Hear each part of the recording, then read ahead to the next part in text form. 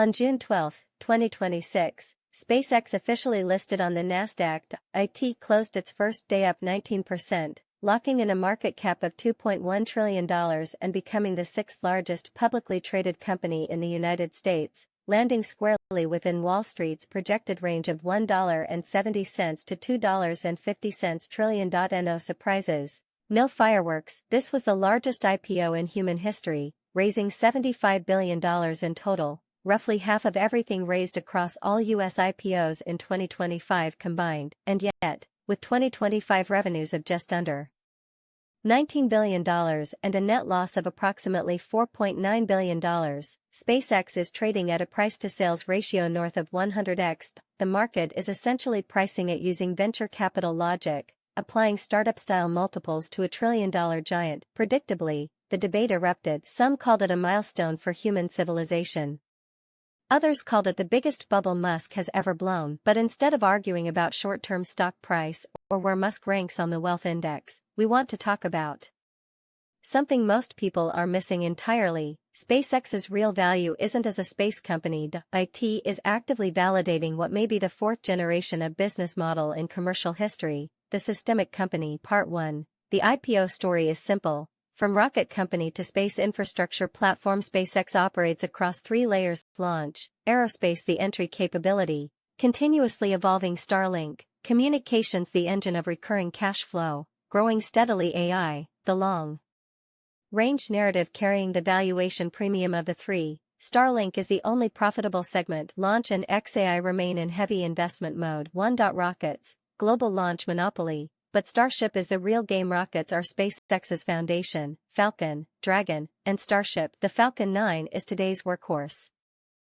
As the world's first orbital-class reusable rocket, its full first-stage recovery and partial fairing recovery have driven the marginal cost per launch down to approximately $15 million, a lead so large it's in a category of its own. In 2025, SpaceX completed 170 launches, accounting for 87% of all U.S. launches and 83% of global orbital payload mass. Its per-launch payload capacity is roughly 4.4 times the average of all other providers combined. And yet, even with that monopoly, launch-related revenue for the year was only slightly above $4 billion. The ceiling on the launch market simply isn't high enough. Even if demand grows tenfold, it can't fund a Mars colonization program. Starship is where the real disruption begins. Since its first test flight in 2023, SpaceX has invested $15 billion into the Starship program. Its value isn't just bigger payload capacity, it's transforming launch from a custom service into scalable infrastructure. Falcon 9's payload cost runs $838.80 per kilogram. Starship's target is $100-200 per kilogram, a reduction of over 80%. The eventual vision: 1 launch per hour, 10,000 launches per year, an annual orbital capacity in the millions of tons. The next generation of Starlink satellites, space-based AI computing, lunar missions, Mars. Every long-range narrative in the SpaceX story depends on Starship's commercial timeline. 2. Starlink, high-growth cash cow. Launch is a discrete, project-based business with limited upside. To fund his long-term ambitions, Musk chose to redeploy SpaceX's low-cost launch capability internally. The first scaled business to emerge from that strategy was Starlink. Starlink's growth trajectory within SpaceX's revenue mix tells the story clearly: 10% of revenue in 2021, over 50% by 2023, and 77% in 2025. More importantly, it's profitable. 2025 revenue of $11.4 billion, net profit of $4.4 billion, gross margins approaching 60%, operating margins around 35%, net margins above 10%. The strategic significance here is enormous. Starlink transformed SpaceX from a project-based company that launches rockets on contract into a subscription revenue communications operator capable of compounding growth. With nearly 10,000 satellites now in low Earth orbit, downlink speeds exceeding 200 megabits per second, already surpassing average ground-based fixed and mobile broadband, and 10.3 million subscribers as of Q1 2026, having roughly doubled from the start of the year, Starlink's growth trajectory is becoming increasingly certain. The next phase: V3 satellites deployed via Starship in the second half of 2026 will deliver 10x the downlink capacity and 20x the uplink capacity of V2, at 90% lower cost than V1. Long-term plans call for expanding the constellation to 15,000 satellites by 2031, ultimately building out a full 42,000 satellite global internet constellation. The addressable market is staggering, estimated at over $300 billion.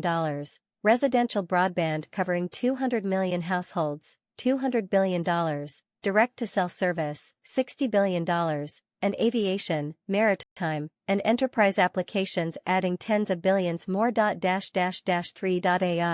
The valuation's ultimate imagination. AI is the most controversial and most speculative piece of the SpaceX valuation. The IPO prospectus cites a total addressable market of $28.5 trillion, with the overwhelming majority attributed to AI. The structural move. In February 2026, SpaceX completed a $250 billion all-stock merger with xAI. Colossus provides training and inference compute. Grok handles the large language model. X, formerly Twitter, provides the proprietary data layer.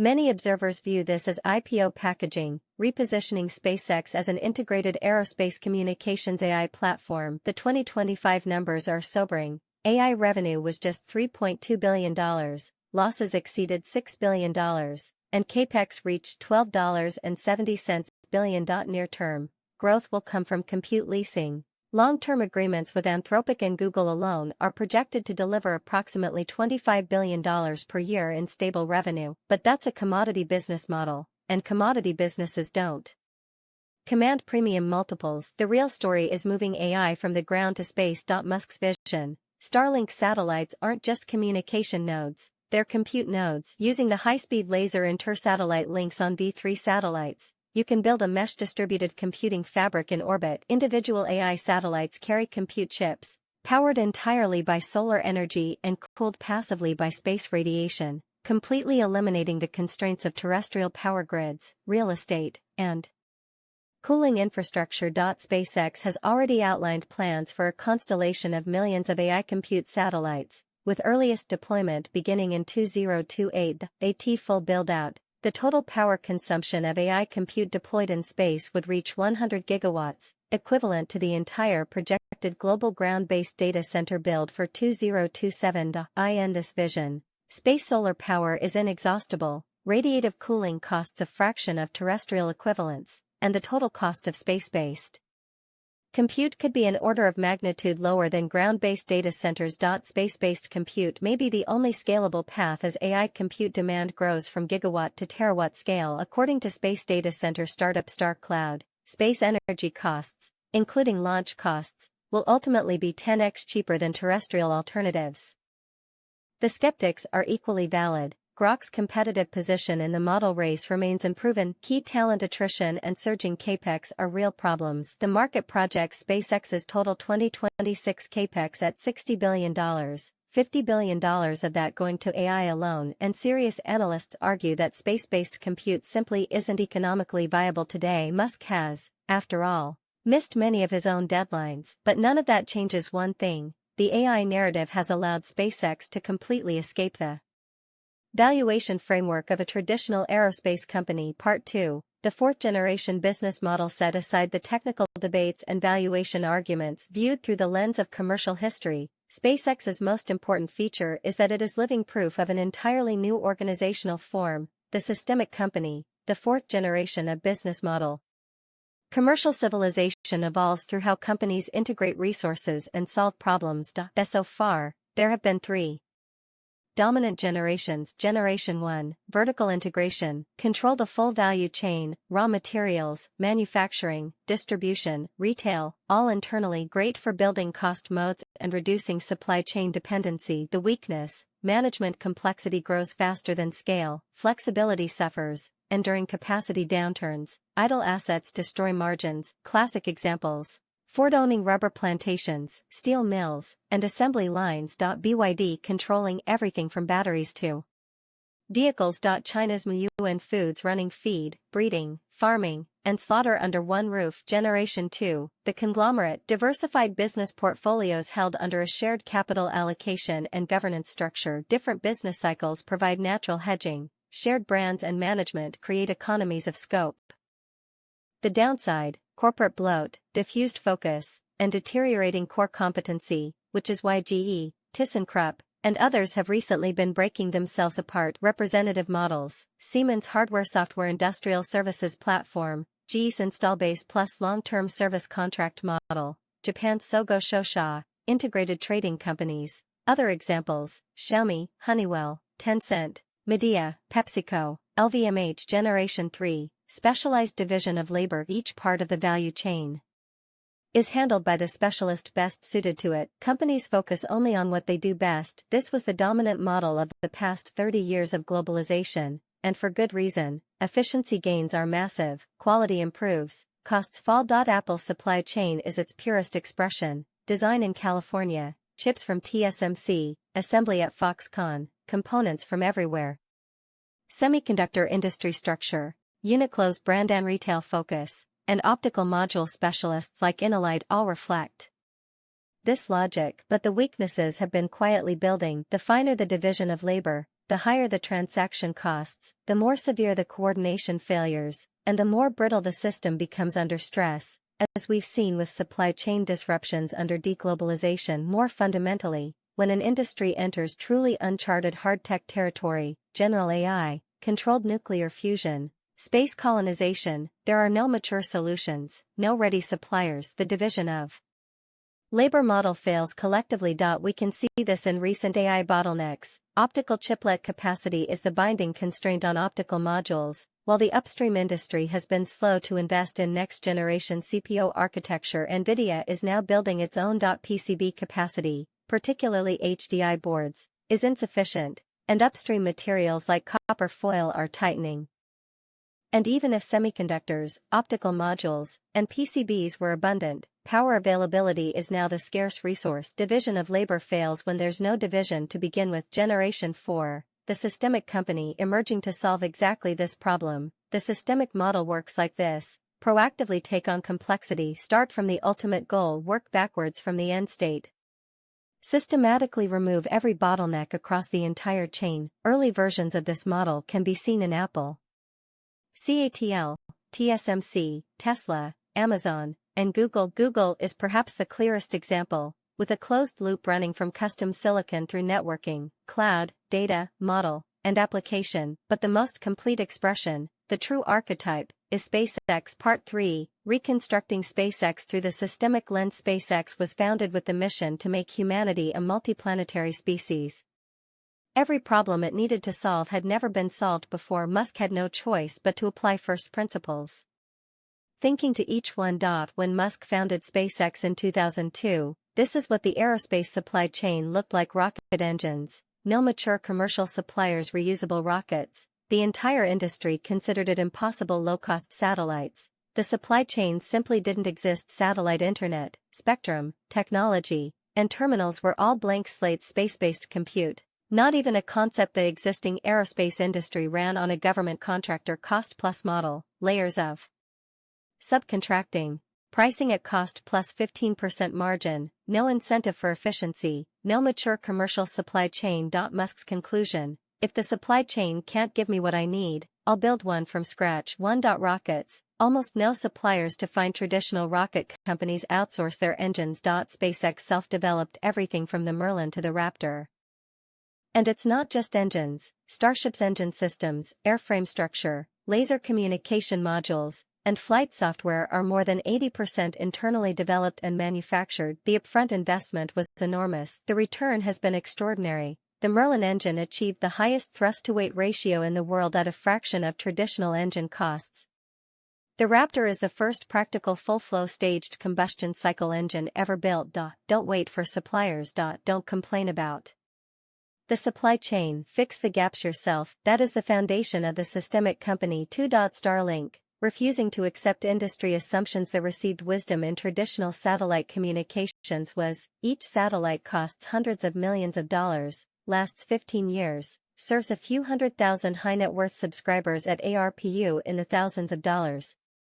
Satellite internet is a niche business. IT can never compete with terrestrial operators. SpaceX's response was to destroy that entire logic, miniaturize, standardize, and mass-produce satellites, driving per satellite cost below $500,000, launch on your own rockets, an order of magnitude cheaper than industry norms, self-develop the user terminal, dropping consumer device cost from thousands to hundreds of dollars, self-develop inter-satellite laser links, enabling global coverage without relying on ground stations. The result, a constellation that would have taken traditional operators decades to build. SpaceX, assembled in years where traditional satellite ARPU runs in the thousands, SpaceX can be profitable at hundreds, and is on track to compete in the same price band as terrestrial operators. This is the second characteristic of the systemic company: refuse to accept the industry's existing cost structure or business model. Start from first principles, rebuild the entire chain. 3.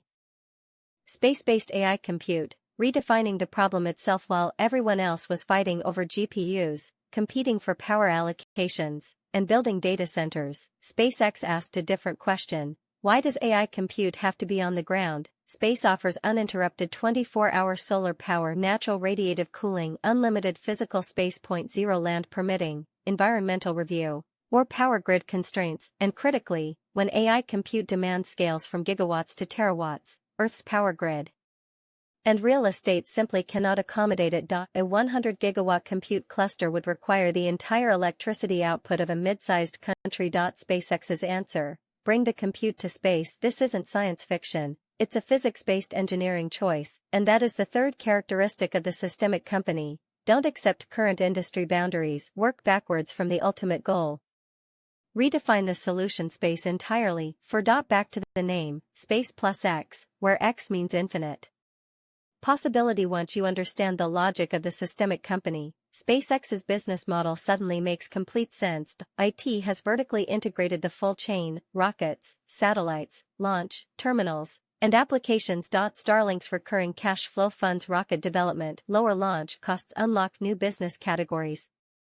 New revenue funds the next generation of technology. The self-reinforcing flywheel: over the past 20+ years, the cost of reaching orbit has dropped 2 orders of magnitude, from $16,000 per kilogram on a Delta Heavy, to $3,000 on a Falcon 9, to $1,500 on a Falcon Heavy. Starship's target is $100, the cascade of possibility that unlocks at $1,000 per kilogram. Starlink becomes viable at $100 per kilogram. Space-based AI compute becomes viable at $10 per kilogram. Space manufacturing, space tourism, lunar bases, and Mars colonization all become viable.